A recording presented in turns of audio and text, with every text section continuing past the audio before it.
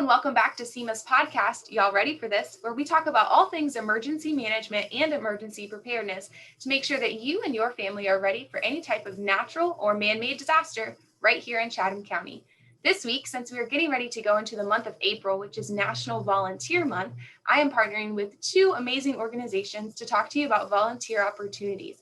Now, not necessarily something that you can go out and help with right now or even next week. We're talking about volunteer opportunities both before and after an emergency or a disaster situation. So this week, I am meeting with the Georgia Emergency Management Agency, Sarah Jackson, and the Coastal Empire Disaster Recovery Committee, Shannon Baxter. Thank you guys so much for joining me today.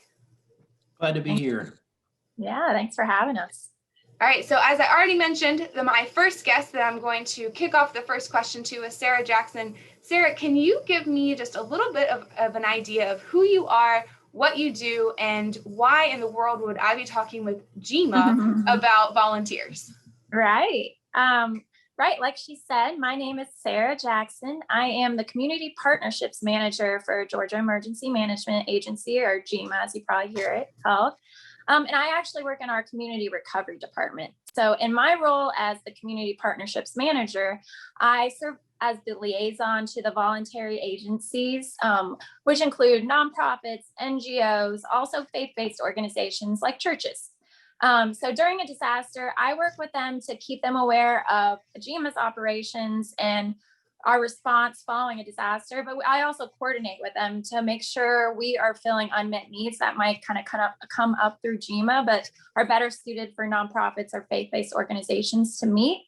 And then I also work with them to transition into community recovery following a disaster. And in Blue Skies, of course, I'm working with them to build relationships, network, help with preparedness, and really connect them with local emergency managers as well, and educate emergency managers really on how they can best work with nonprofits and faith-based organizations to serve their communities following and before a disaster. That's awesome. So in this call, you guys, we've got SEMA and we've got GEMA, and now I'm going to add one more complexity to it. FEMA is what they always say. FEMA is known for saying disasters disasters start and end locally. And that is exactly what I want to do by transitioning to another acronym of CEDRC. When they say disasters start and end locally, they mean, yes, of course, your local government, yes, of course, your first responders, but they mean those on the ground, nonprofit, faith-based organizations, community-based organizations, and that's what CEDRC represents. So Shannon, can you give us a little bit who you are, what your involvement is with CEDRC, and then I think it's worth saying a little bit about what CEDRC is, because people hear CEDRC and think it's a person. Yeah, definitely. Well, like you said, my name is Shannon Baxter. I have the privilege of serving as the board president for CEDRC. And as such, I get to work alongside our executive director, Jay Mullins, in the work of helping coordinate the collaborative relief efforts of our member agencies. For my day job, I'm a minister of missions at Isle of Hope United Methodist Church, and our church is actually a member agency with CEDRC, which stands for the Coastal Empire Disaster Recovery Committee. And so a lot of what CEDRC does is tries to bring to bear into a situation the collaborative efforts of nonprofits, faith-based, houses of worship, that sort of thing.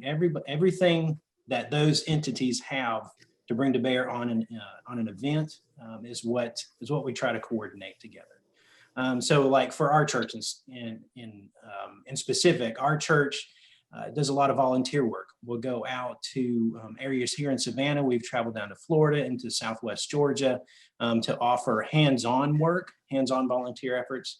But we also provide financial assistance. We send money to the United Methodist Committee on Relief and other local agencies that work to bring about a full relief in the area.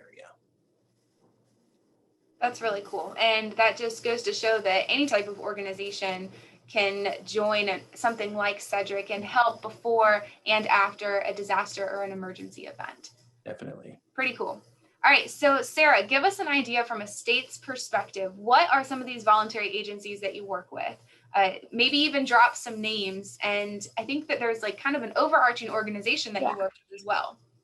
Yeah, absolutely. So I primarily work through a network of organizations called Georgia VOAD. And since we love acronyms, of course, in disaster. So VOAD stands for Voluntary Organizations Active in Disaster. And this is a coalition of independent organizations. You know, they're all separate 501c3s, but they've decided to come together to fulfill what they call the 4 C's. So this is coordination, communication, collaboration, and cooperation. So in essence, this ensures that they're coming together.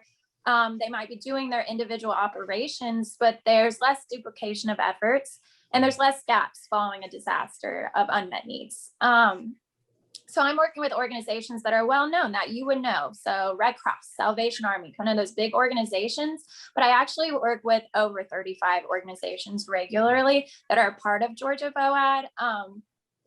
That really provide a myriad of services. So just some quick examples, there's Team Rubicon that helps do cleanup and helps emergency managers with logistics, most recently during COVID response.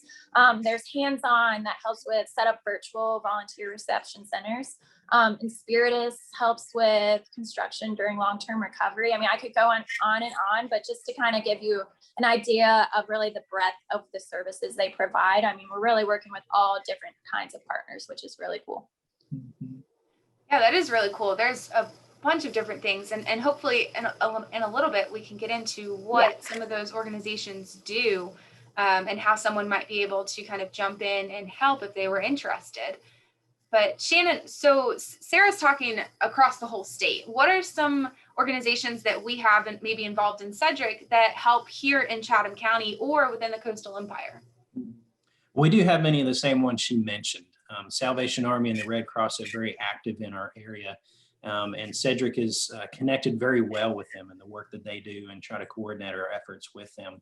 But we also work really well with the local county and city government agencies like SEMA, the City Housing and Neighborhood Services, as well as the school district. We have nonprofits like the YMCA, Habitat for Humanity, the United Way, Goodwill, and the Humane Society that we're connected with. And then we have our faith-based groups and houses of worship.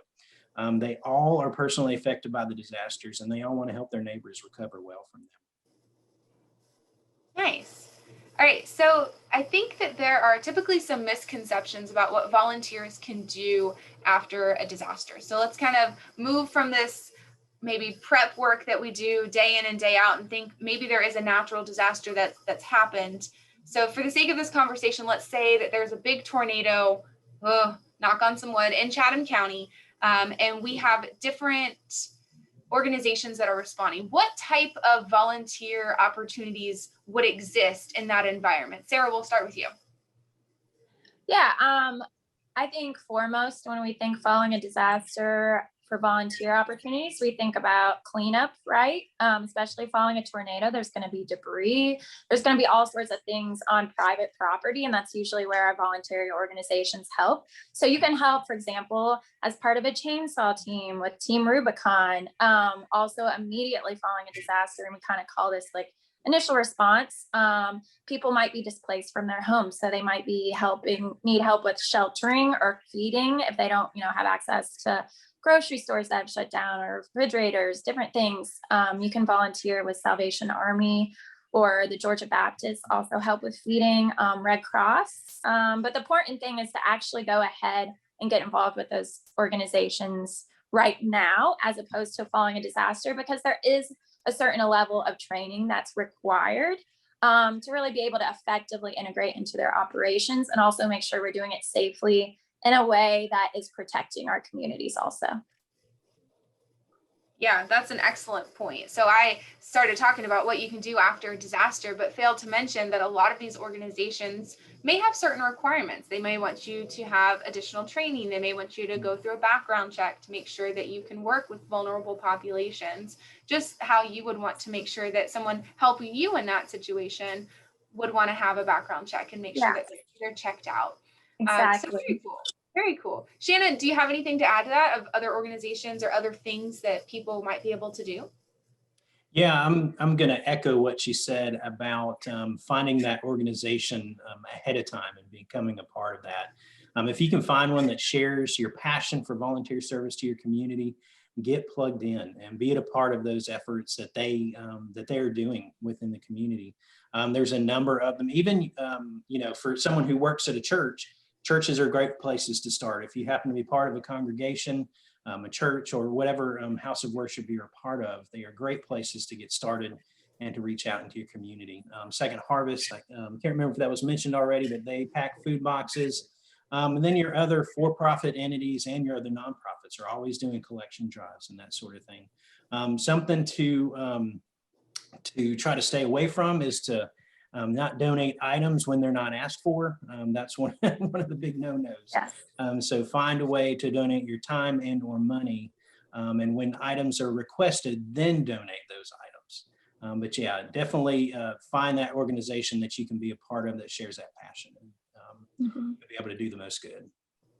Yeah, and I should note, we both talked about kind of these like physical, a little more physically demanding volunteer opportunities, but there are some digital opportunities now, especially as we come as a society more and more digitally savvy. So those opportunities are available if you can't go somewhere in person. For example, we work with an organization, I think both locally and statewide, called Crisis Cleanup, where individuals can call in and say they need a need. And then that's on the back end what organizations use to kind of map out how they're going to respond. And they need volunteers to help with a call center. So that's a great opportunity as well.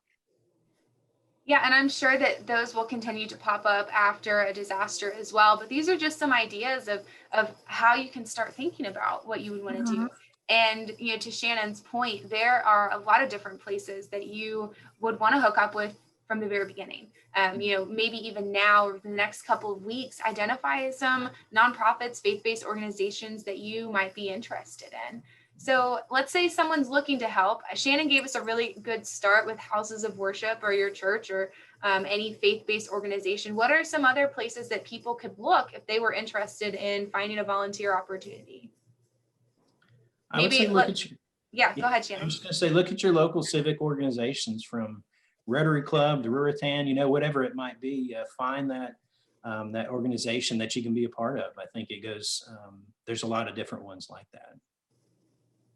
Yeah, absolutely. And of course, I mentioned this already. We work very closely with Georgia VOAD. There's about 35 partners. So that's a great place to start at the very least. Kind of get familiar with who the players are that we're already working with, just to kind of get an idea of kind of who we've endorsed and who we have a strong partnership with.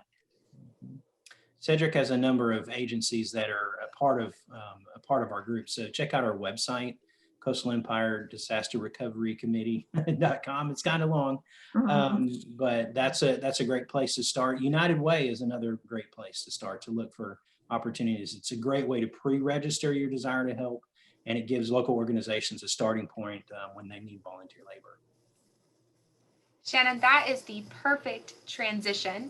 Thank you guys so much for joining me today and helping us talk about volunteer opportunities before and after a disaster. And to Shannon's point, yes, we are actually meeting with United Way Volunteers Director Lori Humphreys next week to talk about their system.